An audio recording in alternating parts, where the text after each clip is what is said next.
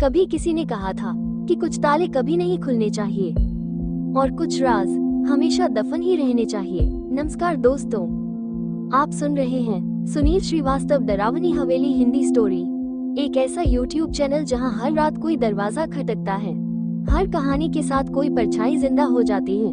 अगर आपको डर के अंधेरे में सच का सामना करना है तो चैनल को अभी सब्सक्राइब कीजिए, क्योंकि यहाँ हर कहानी में कुछ अधूरा जरूर होता है। कहानी की शुरुआत मैं सीमा हूँ और आज जो बताने जा रही हूँ वो कहानी नहीं, एक ऐसी सच्चाई है जिसे जानकर आप या तो डर के मारे सन्न हो जाएंगे या फिर उस दरवाजे को फिर कभी नहीं खोलेंगे जो बंद होने की दुआ करता है। साल 2007 की बात है। गर्मियों की छुट्टियों में हम सब अपने पैतृक गांव गए थे। उत्तराखंड की पहाड़ियों में बसा एक पुराना गांव, जहां एक वीरान हवेली हमारा इंतजार कर रही थी, और उस हवेली में एक बंद संदूक जिसमें दफन थी अधूरी तांत्रिक विद्या।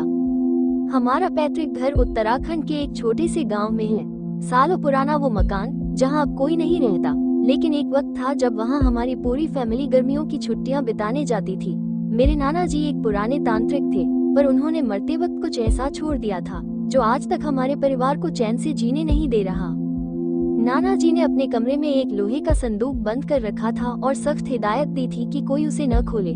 लेकिन एक रात मेरी छोटी बहन ने उस संदूक को खोल दिया, और उसके बाद जो हुआ वो हमारी जिंदगी का सबसे डरावना मोड़ बन गया। उस संदूक में एक पुरानी लाल किताब थी, विनाश तंत्र, और साथ में कुछ बाल, खून से सनी माला और एक टूटी हुई काली गुड़िया। उस रात के बाद घर में अजीब अजीब घटनाएं होने लगी।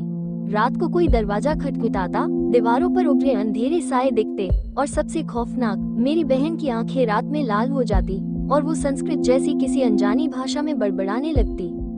जब हमने गांव के एक बूढ़े पुजारी से मदद मांगी तो उसने कहा, तुमने जो खोला है वो अधूरी विद्या थी। तांत्रिक की मौत के बाद भी उसका कर्म बंधा है, और जब तक उस विद्या को पूरी विधि से बंद नहीं किया जाएगा तुम्हारी बहन उसका माध्यम बनी रहेगी।